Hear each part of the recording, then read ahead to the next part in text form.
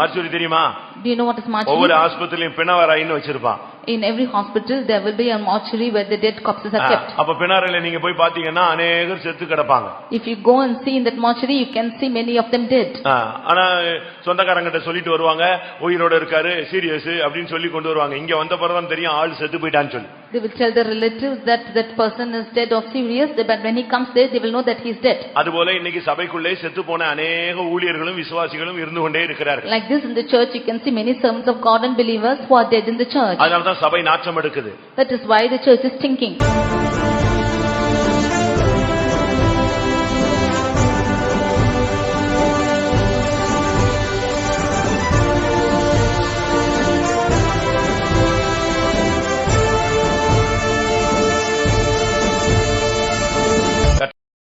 கர்த்தருடைய பரிசுத்த நாமத்துக்கு மகிமை உண்டாவதாக. Glory be to the holy name of the Lord. இரண்டாம் ராஜாக்கள் 4ஆம் அதிகாரம் 32 லிருந்து 35 வரை வாசிக்கலாம். Kings chapter 4 verses 32 to 35. இரண்டாம் ராஜாக்கள் 4ஆம் அதிகாரம் 32 லிருந்து 35 வரை. எலிசா வீட்டிற்குள் வந்தபோது இதோ அந்த பிள்ளை அவன் கட்டிலின் மேல் செத்து கிடந்தான். உள்ளே போய் தங்கள் இருவருக்கும் பின்னாக அவன் கதவை பூட்டி கர்த்தரை நோக்கி வேண்டுதல் செய்து கிட்டே போய் தன் வாய் பிள்ளையின் வாயின் மேலும் தன் கண்கள் அவன் கண்களின் மேலும் தன் உள்ளங்கைகள் அவன் உள்ளங்கைகளின் மேலும் படும்படியாக அவன் மேல் குப்புற படுத்துக் கொண்டான். அப்போது பிள்ளையின் உடல் அனல் கொண்டது. அடுத்த வசனம். அவன் எழுந்து அறை வீட்டில் இங்கும் அங்கும் உலாவி திரும்ப கிட்ட போய் அவன் மேல் குப்புறப்படுத்தான். அப்பொழுது அந்த பிள்ளை 7 தரம் தும்பி தன் கண்களை திறந்தான். கர்த்தருடைய பரிசுத்த நாமத்துக்கு மகிமை உண்டாவதாக. Glory be to the holy name of the Lord. சுனேமியாளுடைய பிள்ளை மரித்து போன ஒரு நிலவரத்தை நாம் இங்கே பார்க்கிறோம். We see the child of Shunammite being dead out here. எத்தனையோ வருடங்கள் அவளுக்கு பிள்ளை கிடையாது. For many years she had no children. ஆனால் கர்த்தர் அவளை நேசித்து அவளுக்கு இரக்கம் பாராட்டி தீர்க்கதரிசியின் மூலமாக வார்த்தையை அனுப்பி கர்த்தர் ஒரு குழந்தையை கட்டளையிட்டார். But the Lord loved her, had mercy on her, and through a prophet the Lord commanded his word and gave a child to her. இப்பொழுது அந்த பிள்ளை மரித்து போன ஒரு நிலவரத்தை நாம் பார்க்கிறோம். Now we see that the child was dead. ஆண் பிள்ளை மரித்து போய்விட்டது. The male child was dead. கர்த்தருடைய பரிசுத்த நாமத்துக்கு மகிமை உண்டாவதாக. Glory be to the holy name of the Lord. இந்த ஆண் பிள்ளை என்பது ஜெயங்கொள்ளுகிற ஒரு அனுபவத்தை காண்பிக்கிறது. This male child shows an overcoming experience. வெளிப்படுத்தல் 12:5 படி அந்த பிள்ளை சிங்காசனத்துக்குரியதான ஒரு பிள்ளை. Revelation 12:5 we see that male child was belonging to the throne. ஆளுகை செய்யும்படியாக ஏற்படுத்தப்பட்ட ஒரு பிள்ளை. It was a child ordained to rule. சகல ஜாதிகளையும் இருப்புக்கோலால் ஆளுகை செய்யும் ஒரு ஆண் பிள்ளை. It was a male child to rule all the nations with a rod of iron. அது தேவனிடத்திற்கு போக வேண்டும். And the child should go to God. அது சிங்காசனத்துக்கு எடுத்துக்கொள்ளப்பட வேண்டும். It should be taken up to the throne. ஆனால் இங்கே என்ன நடந்தது? But what happened here? அந்த சூனிமியலுடைய ஆண் பிள்ளை மரித்து போய்விட்டது. The child of the Shunammite died. இது ஆளுகைக்கு வரவும் இல்லை. This did not come to reign. அது தேவனிடத்துக்கு சேரவும் இல்லை. Neither go to God. சிங்காசனத்துக்கு எடுத்துக்கொள்ளப்படவும் இல்லை. Neither was taken up to the throne. கர்த்தருடைய பரிசுத்த நாமத்துக்கு மகிமை உண்டாவதாக. Glory be to the holy name of the Lord.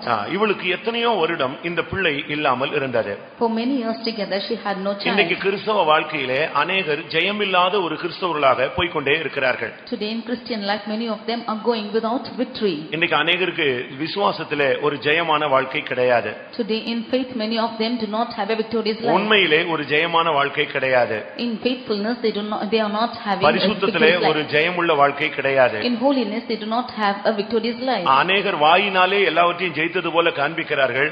ஆனால் எண்ணங்கள் நினைவுகளிலே अनेகர்கள் தோற்று போய் காணப்படுகிறார்கள். Many of them by their words they think that they are victorious, but in their thoughts and mind they are failed. अनेகருக்கு பிள்ளையே இல்லை. Many of them do not have child at all. இது இரண்டாவது துர்ப்பாக்கியமான ஒரு நிலவரம். This is the second desperate situation. अनेகருக்கு ஜெயமுள்ள ஒரு தன்மையே இல்லாமல் காணப்படுகிறார்கள். Many of them are found in a state without victory. அருமையானவர்களே, இந்த மெசேஜை கர்த்தருடைய சன்னிதானத்திலே நீங்கள் தெளிவாக உற்சாக மனதோடு நீங்கள் கேளுங்கள். Dear beloved, with a clear mind and with an enthusiastic spirit hearken this. அந்த தீர்க்கதரிசி போய் அந்த பிள்ளைக்காக ஜெபித்த பொழுது அவன் அனல் கொண்டான். When that prophet went and prayed for that child, he waxed hot. இன்றைய மெசேஜ் கிறிஸ்தவ வாழ்வு ஒரு அனல் கொள்ளும் வாழ்க்கை. Today's message is the Christian life is waxing hot. ஒரு தேவனுடைய பிள்ளை அனல் உள்ளவனாய் இருக்க வேண்டும். A child of God should be a warm person. அனல் கொண்ட வாழ்க்கை இல்லாத பட்சத்திலே நீ இந்த சபையிலேயோ இல்லாவிட்டால் மற்ற சபைகளிலேயோ இருப்பதிலே எந்த விதமான பயனும் கிடையாது. காலம் வரும் பொழுது நீ வாந்தி பண்ணப்படுவாய். If you are not hot in this state, then when times come, whether you are in this church or any other church, the time come you will be vomited. அதனால்தான் வேதம் தெளிவாக சொல்லுகிறது. That is why the word of God clearly says. வெளிப்படுத்தலில் நாம் பார்க்கும் பொழுது When you read in Revelation, நீ ஒன்று அனலாயிரு இல்லாவிட்டால் குளிராயிரு. you either be hot or cold. வெளிப்படுத்தல் 3ஆம் அதிகாரம் 16ஆம் வசனத்திலே நீ அனலுமின்றி குளிருமின்றி இருந்தால் நான் உன்னை வாந்தி பண்ணி போடுவேன். In Revelation 3:16 he says, if you are lukewarm without hot or cold, then I will spew thee out of my mouth. பிரியமானவர்களே, உங்களுக்கு ஜெயம் கிடைத்திருக்கிறதா? Dear beloved, have you got victory? தூக்கத்தை ஜெயித்திருக்கிறீர்களா?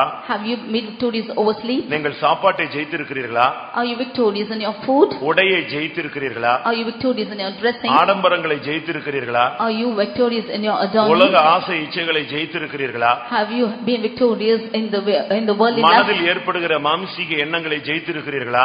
Have you been overcoming the carnal intentions? உங்களுடைய சரீரத்தை ஒடுக்கி உங்களால் கீழ்ப்படுத்த முடிகிறதா? Are you able to subject to your body and bring it to subjection? உங்களுக்குள்ளே ஜெயம் கொள்ளுகிற ஒரு ஆண் பிள்ளை உருவாகி இருக்கிறதா? Is there a male child being formed in you? ரெண்டு காரணங்கள், There are two reasons. ரெண்டு தன்மைகள். There are two tendencies. ஒன்று அவளுக்கு பிள்ளையே இல்லாமல் இருந்தது. One is he had no child at all. மற்றொன்று பிள்ளை கிடைத்து அது மரித்து போய்விட்டது. And secondly, he got a child and the child was dead. சபைக்குள்ளே இந்த இரண்டு கூட்டங்களும் இன்றைக்கு காணப்படுகிறது. There are two groups of such people in the church. ஒன்று ஜெயமுள்ள பிள்ளை பெற்றுக்கொள்ளாமலே இருக்கக்கூடிய ஒரு கூட்டம். One is a group which has to beget an overcoming child. மலடியான கூட்டங்கள். A group which is not having barren children. நீங்க உலக பிரகாரமான மலட்டுத்தன்மையை நான் குறை சொல்லவில்லை. I do not accuse the people who are barren in the worldly manner. கர்த்தர் உங்களுக்கு இரக்கம் செய்வாராக. The Lord have mercy on you. ஆனால் ஆவிக்குரிய ஜீவிதத்திலே நீங்கள் மலடிகளாக மலட்டுத்தன்மை உள்ளவர்களாக இருக்க கூடாது. But in spiritual life you should not be barren or without child. ஒரு சபையிலிருந்து ஒரு வருஷத்துல ஒரு ஊழியக்காரனாவது எழும்பாவிட்டால், ஒரு ஊழியக்காரையாவது ஊழியத்துக்கு தங்களை அர்ப்பணிக்காவிட்டால் பிள்ளைகள், அந்த சபை ஒரு மலட்டு சபை. From a church, if for a year at least one servant of God is not going to the ministry, then that church is a barren church. ஒவ்வொரு 10 மாதத்திலும் ஒரு குழந்தை பிறப்பதை நாம் பார்க்கலாம். We can see for every 10 months a child is born. ஒரு சபையிலிருந்து 10 மாதத்தில் ஒரு வருஷத்திலே ஒரு குழந்தை இல்லாவிட்டால் ஒரு ஆள் ஊழியத்துக்கென்று சீயோனுக்கென்று தன்னை அர்ப்பணிக்காத பட்சத்தில் அந்த சபை ஒரு மலட்டு சபை. If in a church for one year there is not a person who is not yielding to the ministry or the service of God, then that church is a barren church. கிறிஸ்துவுக்குள் வந்த பின்பு உங்களை எப்பொழுதும் வெற்றி சிறக்க பண்ணுகிறவர்தான் கிறிஸ்து. After coming into Christ, Christ is the one who makes you victorious always. கிறிஸ்துவுக்குள்ளே வந்த பின்பு இந்த ஜெயங்கொள்ளுகிற ஆண் பிள்ளை சிங்காசனத்துக்கு எடுத்துக்கொள்ளப்படக்கூடிய ஒரு வாழ்க்கை நமக்கு கிடைக்க வேண்டியது அவசியம். After coming into Christ, we should have attained a life of a victorious child which is caught up to the throne of God. அப்படி கிடைத்த அந்த ஆண் பிள்ளை ஜெயிக்கிற வாழ்வை நீங்கள் பாதுகாத்திருக்கிறீர்களா, இல்லாவிட்டால் அந்த ஜெயித்த ஆண் குழந்தையை நீங்கள் மரிக்க ஒப்பு கொடுத்து விட்டீர்களா? Have you preserved that victorious man child of living a victorious life, or have you yielded the child to death? முதலாவது இந்த ஜெயம் எப்படி கிடைக்கும்? Firstly, how do you obtain this இவளுக்கு இந்த victory? ஆண் பிள்ளை எப்படி கிடைத்தது? How did this male child got to her? இவளுக்கு இந்த ஆண் பிள்ளை கிடைத்ததனுடைய ரகசியம் என்ன? What was the mystery of her getting the male child? யாரும் கண்ணை மூடக்கூடாது. None should close their eyes. நீங்க கண்ணை திறந்து என்னைய பார்த்துட்டே பிரசங்கத்தை கேளுங்க. You open your eyes wide and look at me and hear the message. உங்களுடைய கண்கள் என் மேல் நோக்கமா இருக்கட்டும். Let your eyes be upon me. நீங்க அங்கங்க பார்த்து நீங்க தேவனுடைய வார்த்தையை நீங்கள் சிதற விடாதீர்கள். Don't look here and there and scatter the word of God. வேதத்திலே நாம் பார்க்கும் பொழுது अनेகருக்கு பல விதங்களிலே குழந்தை பிறந்ததை, வாக்குத்தத்தங்கள் மூலமாய் பிறந்ததை நாம் காணலாம். In the word of God we see the children have been born through many promises. ஆனால் இவளுக்கு குழந்தை பிறந்ததனுடைய ரகசியம் என்ன? But the mystery of she begetting a child, what was it? அதுக்கு காரணம், What was the reason? அவள் மற்றொரு மனிதனை பரிசுத்தவானாக பார்த்தாள். She saw another man as a holy person. அவளுடைய வீட்டுக்கு அடிக்கடி வந்து போனதான இந்த தீர்க்கதரிசியை பரிசுத்தவான் என்று காண்கிறேன். She saw the prophet who came often to her house as a saint of God. மற்றவர்களை உங்களிலும் மேன்மையாக நீங்கள் எண்ணும் பொழுது உங்களுக்கு தானாகவே ஜெயம் உண்டாகிறது. When you count the others greater than you, you will automatically have a victory. தமிழ்ல சொல்லுவாங்க, ஊராம் பிள்ளையை ஊட்டி வளர்த்தா உன் பிள்ளை தானாவே வளரும்னு சொல்லுவாங்க. In Tamil they will say that if you should feed a neighboring child, your child will automatically வேதம் என்ன grow. சொல்லுகிறது? What is the word of God saying? ஒருவனை நீதிமான் என்று எண்ணி நீ அவனுக்கு பணிவிடை செய்தால் அந்த நீதிமானுக்கு உள்ள பலன்லாம் உனக்கு கிடைக்கும். If you should serve a man who is called a righteous person, and you will get the profit of that righteousness. ஒருவனை பரிசுத்தவான் என்று எண்ணத்தோடு நீ எடுத்துக்கொண்டு அவனுக்கு பணிவிடை செய்தால் உனக்கு அந்த பரிசுத்தவானுடைய தன்மை கிடைக்கும். If you serve a person saying that he is a holy man of God, then you will get that holiness in வேதம் you. சொல்லுகிறது ஒவ்வொருவரும் ஒவ்வொருவரையும் தங்களிலும் மேன்மையுள்ளவர்களாக எண்ணிக்கொள்ளுங்கள். The word of God says you should count each other greater than yourself. அதுதான் முக்கியமான ஒரு தன்மை. That is the most important aspect. இவள் அந்த தீர்க்கதரிசியை பரிசுத்தவான் என்று அவள் சொன்னாள். Here she considered this prophet as a holy man of God. அதுதான் இவளுக்குள்ளே அந்த குழந்தையை கொண்டு வர வாஞ்சித்தது. That is what brought the child into her. இவள் பரிசுத்தவான் என்று சொன்ன பின்புதான் அந்த மனுஷன் சொன்னான் இவளுக்கு நாம் ஏதாவது செய்ய வேண்டும் என்று சொன்னான். Only when she said that he is the holy man of God, that man said, I want to do something to நீங்கள் her. ஒருவர் எப்படி எண்ணிக்கொள்கிறீர்கள்? How do you count each other? தங்களிலும் மேன்மையுள்ளவர்களாக எண்ணுங்கள். You count each other greater than yourself. அதனால்தான் வேதம் சொல்லுகிறது ஒருவனை நீதிமான் என்ற தன்மையில நீ ஏற்றுக்கொண்டால் நீதிமானுடைய பலனை நீ அனுபவிப்பாய். That is what the word of God says. If you should count a man righteous, then you will attain the reward. அப்ப ஒருவனை நீ பாவின்னு நீ கணக்கு போட்டுட்டீனா அந்த பாவியினுடைய தன்மை தான் உனக்கு கிடைக்கும். Then if you account another person as a sinner, then you will get the account of the sinner. அதனால இன்னைக்கு இந்த கூட்டம் முடியறதுக்குள்ள உங்க கண்ணாடி எல்லாம் நீங்க கலர் கண்ணாடி எல்லாம் மாத்திரணும். Therefore, before the close of this meeting, you change your spectacles. நீ அந்த கலர் கண்ணாடியை போட்டுட்டு ஒவ்வொருத்தரையும் பாத்தீன்னு சொன்னா ஒவ்வொருத்தரும் என்னைய பார்த்தா வேற மாதிரி இருப்பேன், கலர் கலரா தென்படுவேன். You putting the color glasses, then if you look at me, then you will see a different color. மற்றவர்களை செயின்ட்டாக எண்ணுவது. You should count the others as saints. அவனை பத்தி அவனுடைய பூர்வீகம் அவனுக்கு தெரியாது. He doesn't know his old state.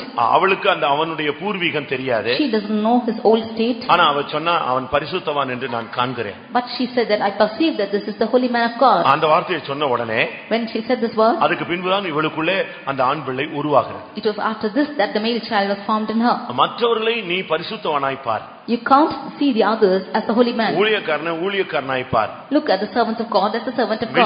விசுவாசியாய் bar. Look at a believer as a believer. சுவிசேஷகனாய் bar. Look at an evangelist as an evangelist.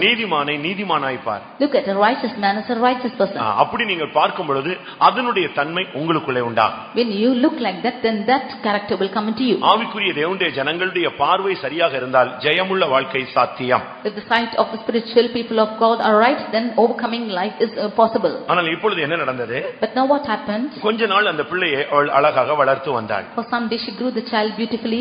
ஆனால் திடீரென்று அவளுக்குள்ளே அந்த பிள்ளை ஒரு பாதிப்புக்குள்ளே கொண்டு போகப்பட்டது. But suddenly the child was affected in some way. அங்கே அந்த தகப்பனிடத்தில் இருக்கும் பொழுது அதுக்கு தலை நோகிறது என்று சொன்னான். கொஞ்ச நேரத்தில் மத்தியானத்தில் அவன் செத்து போனான். When he was in field, she said that his head is aching, but at the noon he died. ஒரு சிலருக்கு ஜெயமே இல்ல.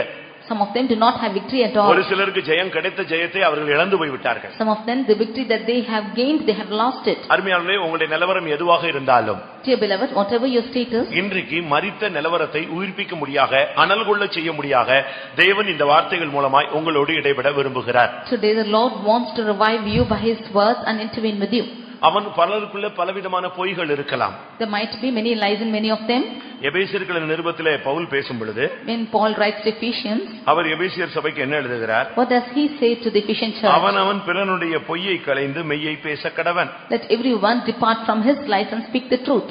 எபேசியர் 4ஆம் அதிகாரத்திலே 25ஆம் வசனத்திலே இந்த வார்த்தை சொல்லப்பட்டிருக்கிறது. Ephesians 4:25 it is said this. நாம் அவயவங்களாய் இருக்கிறபடியினால் பொய்யை களைந்து பிறனுடைய மெய்யை பேச கடவன். Because we are members of one another, let us speak every man truth with his neighbor and put away lying. ஒரு தாய் தன்னுடைய பிள்ளை தடுமாறி போன பின்பு அவளுக்கு அந்த பிள்ளைக்கு விவாகம் செய்யும் பொழுது என் பிள்ளை தடுமாறி போனாள் என்று சொல்லுவாளா? One mother, if the child is stumbling, then if she will say that her child has stumbled and has been gone wrong. தன்னுடைய பையன் வாலிப பிராயத்திலே ஏதாவது தவறு செய்தால் ஒரு தகப்பன் போய் பெண் வீட்டார் இடத்துல என் பையன் இப்படி செஞ்சிட்டான் அப்படின்னு சொல்லுவானா? சொன்னா அப்படி பொண்ணு கொடுப்பானா?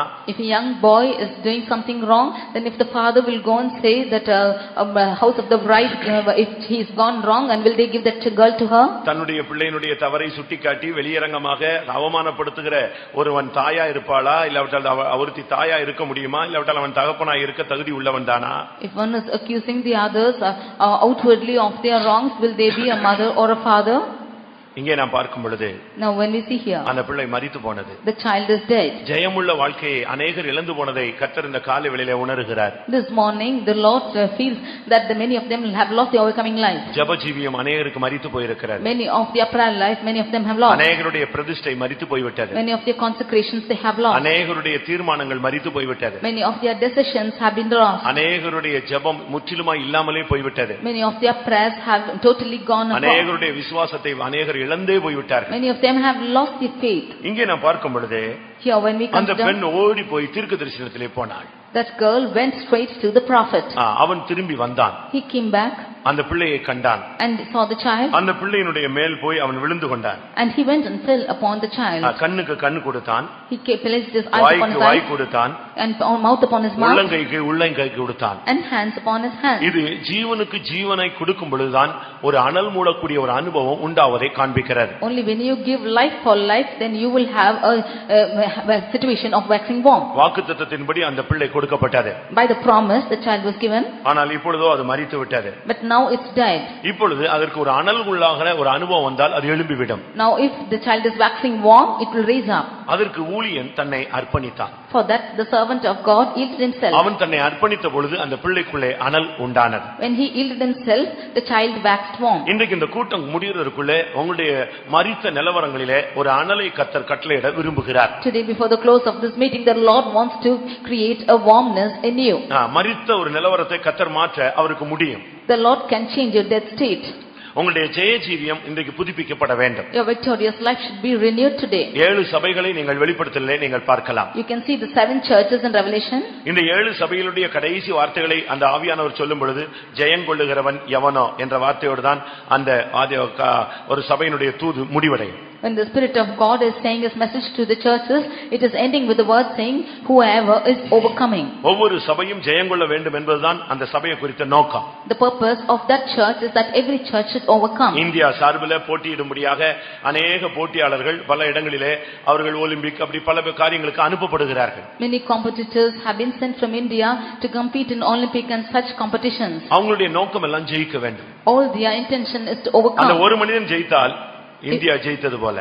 If one is overcoming, then it is like India. அந்த ஒரு மனிதன் தோற்றால் இந்தியா தோற்றது போல. If that one man is failing, then India is failing. அருமையான தேவனுடைய பிள்ளையே, நீ ஜெயித்தால் பரலோகமே ஜெயித்தது போலதான். Dear child of God, if you are overcoming, heaven நீ is தோற்று overcoming. போனால் பாதாளம் ஜெயித்து விட்டது என்று அர்த்தம். If you are defeated, then hell is overcoming. இந்த விஷயத்தில் நீங்கள் கவனமாக இருக்க வேண்டிய காலம் இதுதான். This is the time when you should be careful in this நீங்கள் matter. வாலிபர்களோ வயோதிபர்களோ, May you be youngsters or ஊழியர்களோ விசுவாசிகளோ, may you be servants of God. நீங்கள் இன்றைக்கு மரணத்திலிருந்து வெளியே வரும்படியாக கர்த்தருடைய ஆவியானவர் போராடி கொண்டிருக்கிறார். The Spirit of God is striving with you that you should come out of your death today. இன்றைக்கு அந்த பிள்ளை அனல் கொள்ள ஆரம்பித்தது. Today the child waxed warm. பிள்ளையின் உடல் அனல் கொண்டது. And the body of that child waxed warm. கிறிஸ்துவின் சரீரமாகிய சபையில இன்றைக்கு ஒரு அனல் உண்டாக வேண்டியது அவசியமாய் இருக்கிறது. In the body of the church, it should wax warm today. உன்னுடைய மரித்த நிலவரத்தை கர்த்தர் அனல் மூட்டி விடும்படியாக வாஞ்சிக்கிறார். The Lord wants to change your death state and wax you warm. எத்தனை விஷயத்துல நீங்கள் மரித்தீர்கள் என்று உங்களுக்கு தெரியும். You know in how many things you have been dead. இன்னைக்கு சரீரத்துல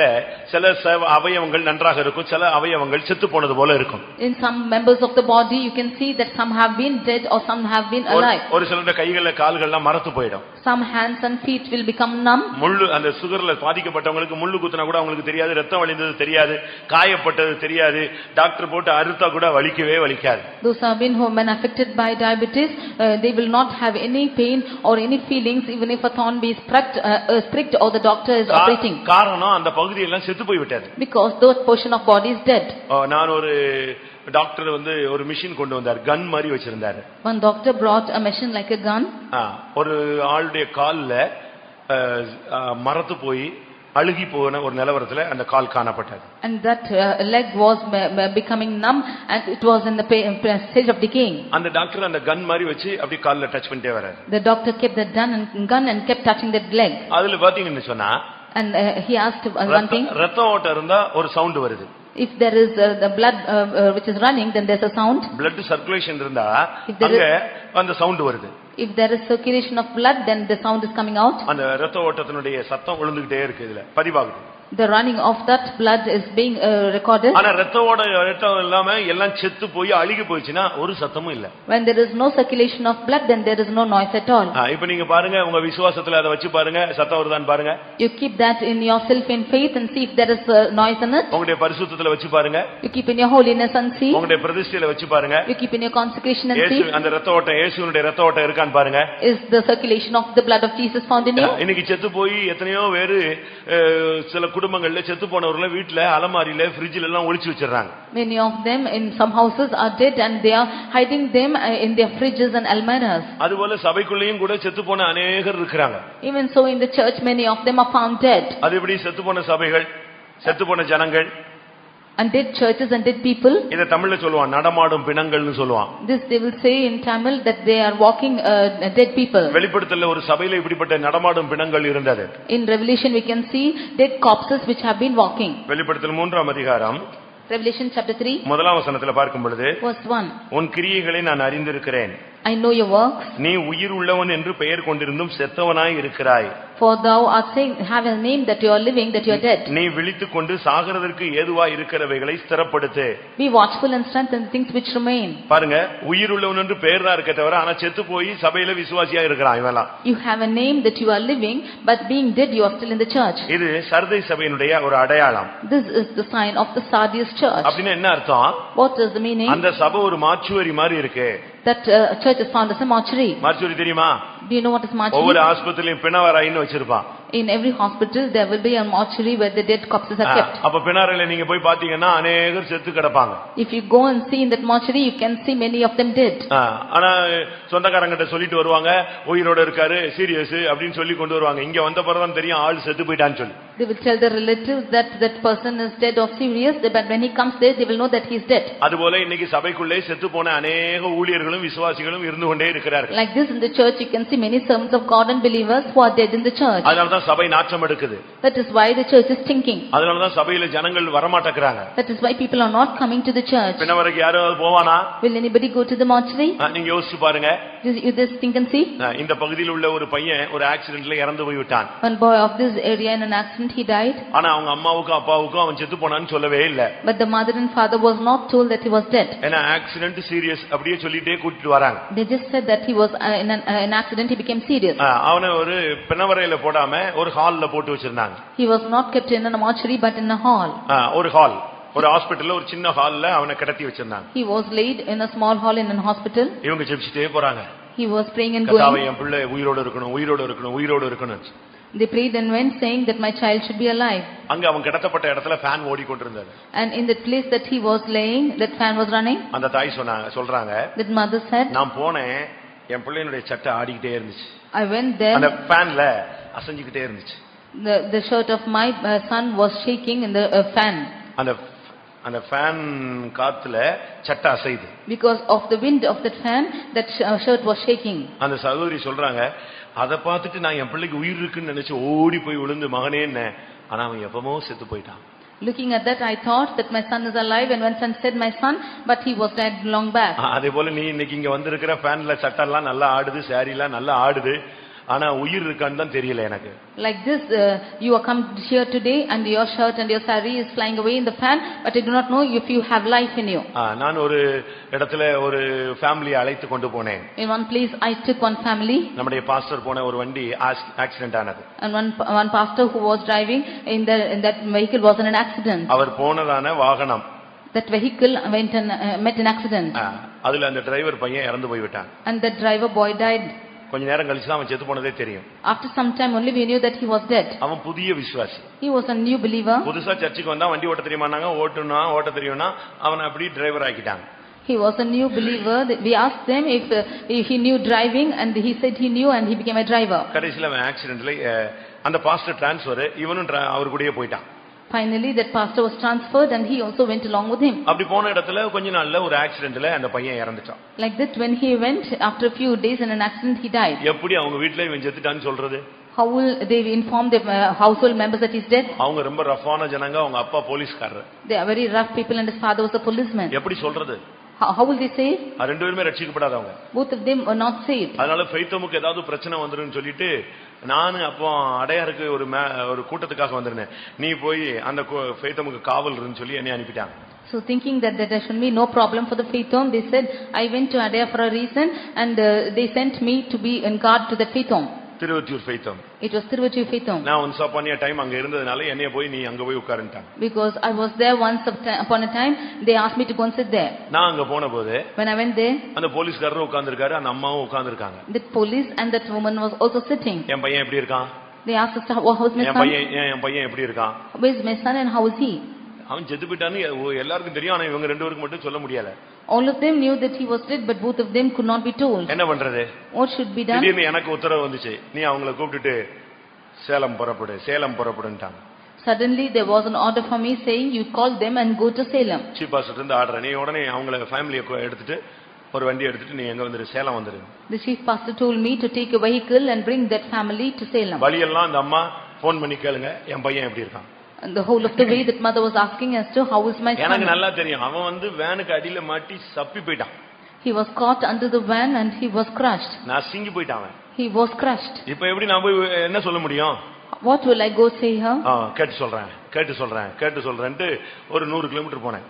I went for 100 kilometers saying that I will ask and tell you. சரி, கடைசில கொண்டு போய் விட்டு பெரிய பிரச்சனை ஆயிரும்ட்டு போலீஸ்காரரை கூப்பிட்டு, செய்தி நல்ல செய்தி இல்லாதது போல தெரியுது, அங்க போய் எதுவும் பிரச்சனை ஆயிடக்கூடாது, ஏதோ வித்தியாசமா எல்லாரும் சொல்றாங்க அப்படின்னு லேசா சொன்னேன். Finally, I told the police that it is not a good message. They say that I hear messages, it's wrong. வேணா அம்மாட்ட சொல்லிடுவோமான்னு. Shall we tell the mother? He said. சொல்லிடாதீங்க, இப்பமே இவ செத்து போயிடுவா. And he said, do not tell her, for she'll die now only. அப்ப அங்க போய் தெரிஞ்சா? And if she's known there, நான் சமாளிச்சுக்கறேன். I will manage the situation. திருப்பி நான் கொண்டு போறேன். And again I took her. அவங்க வர்ற வழியெல்லாம் கேட்டுட்டே வராங்க. All along the way she was asking, கண்ணை திறக்கறானா? Is he opening his eyes? பார்க்கறானா? Is he seeing? ஆள் புரியுதா? Is he understanding people? பேசுறானா? Is he speaking? ஏதாவது குடிக்கறானா? Is he drinking anything? எப்படி இருக்கும்? How will it be? அவங்க கேட்டுட்டே வராங்க, இல்லம்மா தெரியல, நானும் உங்கள மாதிரி தான், உங்க கூட தான் வரேன், இப்படியே போயிட்டே இருக்கும். I said, I'm also like you, I do not know, and we were going on. கடைசில ஹாஸ்பிடல்ல போனோம். Finally we went to the hospital. அவங்க ஹாஸ்பிடல் எங்கயோ நிறுத்துவாங்கன்னு பார்த்தா வண்டி பின்னால போய் கடைசில மார்ச் வரைக்கும் போய் நிப்பாட்டினேன் நான். They thought that the vehicle will stand somewhere else. Finally the vehicle went to the mortuary. அப்பதான் அம்மாக்கு புரிஞ்சிருச்சு, இது பிள்ளை இறந்துட்டான், அதான் மார்ச் வரைக்கும் கொண்டு வராங்க. Only then the mother understood that their child is dead and they bring him to mortuary. இப்போ எத்தனை விசுவாசிகள் மார்ச்சுவரில இருக்கீங்கன்னு பாருங்க. Now you test and see as to how many believers are in mortuary. வாழ்க்கையில ஏற்பட்ட சூழ்நிலைகள்ல உங்களுடைய விசுவாசம் மரித்து போய் விட்டதா? Because of the situations in your life, is your faith dead? உங்களுடைய சரீரம் மரித்து போய் விட்டதா? Is your body dead? உங்களுடைய ஜெபம் மரித்து போய் விட்டதா? Is your prayer life dead? ஏன் உங்களுடைய நம்பிக்கை மரித்து போய் விட்டதா? Is your hope being dead? வாக்குத்தத்தங்களை தேவன் மாற்றி விட்டார் என்று எண்ணுகிறீர்களா? Do you think that your promises the Lord has changed? நீங்கள் ஆராதிக்கிற தேவன் மரித்தவரா, உயிரோடு எழுந்தவரா? Is the Lord whom you are worshipping alive or dead? மரித்தேன், இதோ சதா காலங்களில் நான் உயிரோடு இருக்கிறேன் என்று சொன்னவரை நாம் ஆராதிக்கிறோம். We are worshipping the God who said that I am dead but I am alive forevermore. ஆனால் தான் ஜீவனுள்ள ஒரு தேசத்திலே தேவன் நம்மை வைத்திருக்கிறார். That is why the Lord has kept us in the land of ஒரு living. மனிதன் சொல்லுகிறான், நான் சாவாமல் பிழைத்திருந்த தேவனுடைய மகிமையை விவரிப்பேன் என்று சொல்லுகிறார். One man of God says that I will not be dead but I will be alive and declare the work of the உங்களுடைய Lord. வாழ்க்கை என்னுடைய வாழ்க்கை எப்படி இருப்பினும் இந்த தூது முடியறதுக்குள்ளே உங்களுடைய அபிஷேகம், உங்களுடைய விசுவாசம், உங்களுடைய நம்பிக்கை இன்றைக்கு அனல் மூட்டப்பட வேண்டும்படியாக தேவன் வாஞ்சிக்கிறார். However, your life and my life is today, before the close of this meeting, the Lord desires that your faith and your hope in the Lord should wax warm. இந்த சரீரமாகிய சபை, இந்த சரீரம் நம்முடைய மீட்புக்குரிய இந்த சரீரம் உயிர்ப்பிக்கப்பட வேண்டும். This body which is to be redeemed should be quickened. ஒரு பள்ளத்தாக்கிலே, எலும்புகள் நிறைந்த பள்ளத்தாக்கிலே ஒரு தீர்க்கதரிசியை கொண்டு போய் விட்டுவிட்டு இந்த எலும்புகள் எல்லாம் உயிரடையுமா அப்படின்னு ஒரு கேள்வி கேட்கப்பட்டது. A prophet was taken to the valley of bones and asked if all these bones will be alive. ஏன் இந்த வார்த்தையை திரும்ப திரும்ப கர்த்தர் இந்த காலவெளியில பேசிக் கொண்டிருக்கிறார்? Why does the Lord speak this word this morning again and again? நம்பிக்கையற்ற நிலவரத்தில் இருக்கிற உனக்கு தான் இந்த வார்த்தை அனுப்பப்பட்டு கொண்டிருக்கிறது. You who are in a state of without hope, the Lord is speaking to you. உயிர் அடையுமா, Will I be alive? புதுப்பிக்கப்பட முடியுமா, Will I be quickened? இழந்து போனது கிடைக்குமா, Will what I have lost தேவன் will I சொன்னது get? நிறைவேறுமா, What the Lord has spoken will தேவன் be நம்முடைய fulfilled. பட்சத்திலிருந்து யுத்தம் செய்வாரா, Will the Lord be on my side? நமக்கு and work? அற்புதம் நடக்குமா, If there will be miracles நாம் happen. இவ்வளவு தீமையாய் நடந்து விட்டோமே, We have gone so much தேவனுக்கு evil. துரோகியாய் போய்விட்டோமே, We have gone astray from தேவன் God. நம்முடைய பட்சத்தில் வருவாரா? Will the Lord come on our behalf? இப்படிப்பட்ட கேள்வி உள்ளவர்களுக்கு ஒரே பதில், கர்த்தர் இன்றைக்கு உன் மேல் இரக்கம் பாராட்டி உன்னுடைய ஆவிக்குரிய வாழ்க்கையை நீ உனக்குள்ளே அனல் மூளச் செய்ய முடியாக கர்த்தர் போராடி கொண்டிருக்கிறார். The answer to your question is the Lord wants to quicken you and make you warm and the spiritual life warmth this morning. ஒரு சிலருடைய கையெல்லாம் மரத்து போயிடும், குளிர்ந்து போயிடும், தேய்ச்சி விடுவாங்க, பயங்கரமா தேய்ப்பாங்க. Some of their hands will become numb and it will become cold and they will just wax it warm. சாது சுந்தர் சிங்கும் ஒரு நண்பரும் அந்த மலை பிரதேசத்திலே நடந்து கொண்டிருந்தார்கள். Sadhu Singh and his friend was walking up the mountain. அங்கே பனிப்பொழிவு அதிகமாக இருந்தது. There was a lot of snowfall. இவர்களால தாங்க முடியவில்லை. He could not bear it. ஓட முடியவில்லை. Could not run. நடந்து நடந்து நடந்து வேகமாக போக பிரயாசப்பட்டார்கள். He kept walking and wanted to go fast. ஒண்ணுமே செய்ய முடியவில்லை. They could not do anything. இந்த சூழ்நிலையில வழியில ஒருத்தன் பனிப்பொழிவிலே சிக்கி அவனை பனி மூடி கொண்டிருந்தது. In this situation, one man, he was affected by the snowfall and he was caught in the snow. அவன் புலம்பிக் கொண்டே இருந்தான். He was just lamenting. முணங்கிக் கொண்டே இருந்தான். He was keeping on speaking. அப்பொழுது ரெண்டு பேரும் இவங்க ரெண்டு பேரும் அவங்க பக்கத்துல கடந்து போனார்கள். Then both of them were crossing by his way. சாது சுந்தர் சிங் சொன்னாரு, Sadhu Sundar Singh said, ஐயோ பாவம், அவன் செத்து போயிடுவான் போல் இருக்கே. Very sad, it seems that he will die. நம்ம கண்களுக்கு முன்னாகவே ஒரு ஆத்மா அழிய போதே. Just before our eyes, this one soul is perishing. நம்ம ரெண்டு பேரும் கை கொடுத்தா தூக்கிட்டு போயிடலாம். If we should both give our hands, we can lift him up and go. கூட வந்தவன் சொன்னா, The one who was walking with him இவனை said, தூக்கி மூணு பேரும் சாவணும்னு ட்ரை பண்றியா? Are you wanting to lift him up and all the three to be dead? அதை விட நீ வேணா என்னவாவது பண்ணு, நான் போறேன்னு போயிட்டான். Other than this, whatever you want you do, I will go my way. நீங்க சாது சுந்தர் சிங் புக்க படிச்சா உங்களுக்கு தெரியும். If you read in the book of Sadhu Sundar Singh, you can know this. இப்ப அவன் நண்பன் போய் விட்டான். Now the friend has gone. இவருக்கு மனசாட்சி ஒத்துக்கவே இல்ல. And his conscience did not leave வேற him. வழி இல்லாம அவனை பனியெல்லாம் தட்டி விட்டு இழுத்து தூக்கி போட்டு இவனை தூக்கிட்டார். With no other go, he took away the snow from him and lifted him up. இப்போ வேகமாக நடக்க ஆரம்பித்தார், ஓட ஆரம்பித்தார். Now he began to run fast with him. அவனை தூக்கி போட்டு ஓடிட்டே இருக்கிறார். He was carrying him and he was running on. ஒரு குறிக்கப்பட்ட தூரம் வந்தபோது, When a certain distance came, அங்க ஒருத்தன் கிடந்தான். there one man was there. என்ன ஆண்டவரே சோதனையா இருக்கு, இப்ப அடுத்தவன் ஒருத்தன் கிடக்குறானே. Lord, what a temptation, another man is lying down like this. இவனை விட்டுட்டு அவனை தூக்கவா, அவனை விட்டுட்டு இவனை தூக்கிட்டு போய் சேரவா? Should I leave him and carry that person and go and நான் என்ன பண்றது சுவாமி? What shall I do, Lord? ஆனாலும் என்ன பண்றதுன்னு அவனை எட்டி பார்த்தார். And he just peeped to see what he can do. எட்டி பார்த்தா இவரோட ஓடி வந்த நண்பன் தான் இப்போ பனியை தாங்க முடியாம விழுந்து கிடந்து கிடக்குறான். It was the friend who came with him. He could not bear the snowfall and was like there. ஆனா இவனை தூக்கிட்டு வந்ததுனால பாடி ஷேக் ஆகி வேர்த்து இவனை தூக்க முடியாம தூக்கி இவருக்கு இப்ப வேர்த்துருச்சு. இப்ப பனி இவரை அட்டாக் பண்ண முடியல. ஆனா இவருக்கு அவனை தூக்க முடியாது. Because he was carrying this person and because of the weight he was sweating and he was able to endure the snow and the snow could not affect him. Now he could not do anything with that man. அவனை தூக்கிட்டு வந்ததனால இவருடைய உடல் அனல் கொண்டது. இல்லாவிட்டால் இவரும் இந்த பனிப்பொழிவில விழுந்து கிடப்பார். Because he was carrying that man, his body waxed warm, otherwise he should have fallen that snowfall. தன் ஜீவனை இழந்து போக விரும்புகிறவன் அதை பெற்றுக்கொள்வான் என்ற வசனத்தோடு இந்த சம்பவம் எழுதப்பட்டிருக்கும். This incident is written as to say he who loses his life will gain it. நீ கிறிஸ்துவின் சரீரமாகிய அந்த சபையிலே நீ ஒரு அங்கத்தினன். You are a member of the church which is Christ. நீ குளிராய் போய்விடக் கூடாது. You should not go cold. நீ மரத்து போய்விடக் கூடாது. You should not become numb. நீ மரித்தும் போய்விடக் கூடாது. You should not be dead. கர்த்தர் உன்னுடைய அந்த ஜீவியத்தை உயிர்ப்பிக்க இல்லாவிட்டால் அனல் கொள்ள வாஞ்சிக்கிறார். The Lord wants to quicken your life or he wants you to wax warm. இது எதனால் நடந்தது? What happened by the அந்த ஊழியனுடைய அர்ப்பணிப்பில் நடந்தது. It is the dedication of the servant of God. ஊழியக்காரனுடைய ஜெபத்துக்கும் உங்களுடைய ஜெபத்துக்கும் ஒரு வித்தியாசம் இருக்கிறது. There is a difference of the prayer of the servant of God and your prayer. ஒரு வித்தியாசத்தை சும்மா சிம்பிளா சொல்றேன். Simply I want to say about this. நீ ரிப்பேர் பண்றதுக்கும் மெக்கானிக் ரிப்பேர் பண்றதுக்கும் வித்தியாசம். எவ்வளவு வித்தியாசமோ அதுதான். The repair which you are making and the mechanic repairing it is that different. உனக்கு கொஞ்சம் மெக்கானிசம் தெரியும். You too know some mechanism. ஆனா உனக்கு அறிவும் அனுபவம் தான் அது உனக்கு சொல்லுகிறது. And your wisdom and experience only is telling that. ஆனா மெக்கானிக் அப்படி அல்ல. But mechanic is அவன் அதுல கற்று தேர்ந்தவன். He is learnt it and he is gone in it. என் இடத்துல ஒரு சகோதரி கேட்டாங்க. One sister asked me. ஒரு நைட் அந்த பிள்ளை அவங்களுடைய மகளுக்கு காது வலி. One night there was a ear pain for the child. ஒரு 7 வயசு கேர்ளுக்கு பயங்கர காது வலி. One 7-year girl or child was having a terrible ear pain. அவளுக்கு சாப்பாடுலாம் கொடுத்து பார்த்தாங்க தூங்கிடுவான்னு. தூங்குற மாதிரி தெரியல. She was given food and thought she will sleep, but she did not sleep. அது காதை பிடிச்சிட்டு அழுதுகிட்டே இருக்கு. She was holding on to the ears and crying on. உடனே புருஷனும் மனைவி ரெண்டு பேரும் சுத்திகரிக்க ஆரம்பிச்சிட்டாங்க. Then the husband and wife began to sanctify themselves. நெடுமுழங்கால் போட ஆரம்பிச்சாச்சு. They began to kneel down. ஜெபிக்கறாங்க. And now they are praying. ஜெபிக்கறாங்க 10 11 12 1 2 போயிட்டே இருக்கு. They keeping on praying from 10 o'clock even until 2. 2 மணி ஆயிடுச்சு. It was 2 o'clock. இவங்களுக்கும் தூக்கம் வருது, கோபம் வருது, ஆண்டவர் ஏன் செய்யலன்னு ஒரு இது வருது. இந்த பிசாசு எப்படி காதுக்குள்ள போனான்னு யோசிச்சுட்டு இருக்காங்க. They are feeling sleepy and becoming angered with the Lord, saying, why should the Lord not do, and how did the Satan go into this ear? என்ன நடந்துச்சு? What happened? கடைசில வேற வழியே இல்லாம என்னை எழுப்பிட்டாங்க. Finally, with no other go, they called me. எனக்கு phone பண்ணாங்க. They phoned up to me.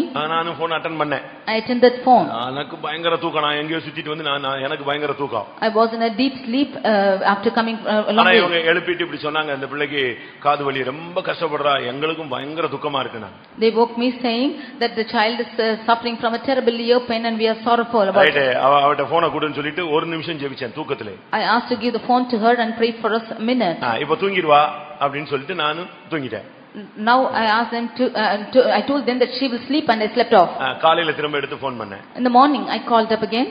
அவங்க சொன்னாங்க, they said 5 மணி நேரம் ஜெபிச்சிருக்கோம், சுகமாகல. For 5 hours we've been praying, no healing at all. அந்த ஒரு நிமிஷம் ஜெபிச்ச உடனே தூங்கிடுச்சு. For 1 minute you prayed and she slept. இது என்ன? அப்ப ஆண்டவர் ஏன் ஜெபத்தை எங்க ஜெபத்தை நாங்க 5 மணி நேரம் சுத்தி இருச்சோம்ல, முழங்கால் போட்டோம், கை வைத்தோம், அழுதோம், கண்ணீர் விட்டோம், ஒண்ணும் இல்ல. நான் சொன்னேன் அப்படி அல்ல.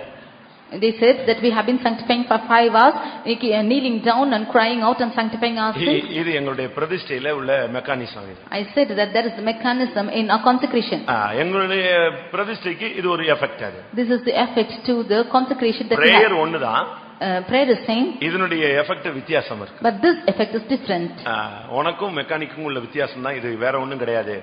This is the difference between you and the mechanic. பெரிய ரிப்பேர்னு கொண்டு போய் நிப்பாட்டி இருப்பான், வண்டியே ஓடாதுன்னு அவன் வந்து தள்ளி விடுவான், லேசா பண்ணுவான், ரைட் போயிட்டு வாமா, போயிட்டே இருக்கும். அது வரைக்கும் இவன் போச்சேன்னு யோசிச்சுட்டு இருப்பான். They will think that the vehicle is repaired and will take that to mechanic, but he will do something and immediately it will keep running. சரி, மெக்கானிக் கேயாசி வந்தாரே, ஒண்ணுமே நடக்கலையே. When Gehazi came, nothing happened out there. Gehazi தான் அதுக்கு முன்னால வந்தாளே. It was Gehazi who came. இந்த தடியை கொண்டு போய் அவன் மேல் வை, அவன் உயிரடைவான்னு சொன்னாச்சு. வந்து தடியை வச்சா ஒண்ணும் இல்ல. காரணம் பணாசை, பொருளாசை. இப்படிப்பட்ட ஊழியர்கள்ட்ட நீங்க போனீங்கன்னா சுகமும் கிடைக்காது, விடுதலையும் கிடைக்காது, ஒண்ணும் கிடைக்காது. You take the rod and place upon him and he will be healed, he said, but he was full of covetousness and therefore nothing could happen with him. அநேகர் இன்னைக்கு ஊழியத்தை போறதுக்கு ரொம்ப யோசிக்கிறாங்க. Many of them are thinking a lot to go to the ministry. உங்களுக்கு ஊழியக்காரங்களை குறித்த ஒரு தெளிவான கண்ணோட்டம் இருக்கணும். They should have a clear vision about the servants of God. நீங்க அவங்கள பத்தி தவறான எண்ணங்களை நீங்கள் கொண்டு வரவே கூடாது, வைக்கவே கூடாது. You should not bring any evil intentions or wrong mind about them. நாங்க இங்க இருக்கிற வரைக்கும் உங்களுக்கு உத்தரவாதிகள். When as long as we are here, we are responsible to you. அடுத்த இடத்துக்கு போனா நாங்க அங்க உள்ள ஜனங்களுக்கு உத்தரவாதிகள். After we go to another place, we are responsible to those people. நீங்க அவங்கள ஒரு பெரிய விரோதிகளா எடுத்துக்கிட்டு நீ போனீனா உனக்கு தான் நஷ்டம். If you count them as your enemies, it's loss for you. நீ ஒதுங்க கர்த்தரும் உன்னை விட்டு ஒதுங்க ஆரம்பிக்கிறார். As much as you are departing, the Lord is also departing from you. சாமுவேல்ட்ட கர்த்தர் சொன்னார், அவங்க ஒண்ணே விடல, ஒண்ணே வெறுக்கல, என்னைய தான் வெறுத்தாங்கன்னு சொன்னார். Unto Samuel the Lord said that they have not left you, but they have hated me. மரித்த ஆவிக்குரிய ஜீவியத்தை உயிர்ப்பிக்க வேண்டுமானால் உங்களுடைய ஐக்கியத்தை தேவனுடைய ஊழியர்களோடு புதுப்பித்துக் கொள்ளுங்கள். If you have to revive your dead state and live in today, you renew your relationship with the servants of God.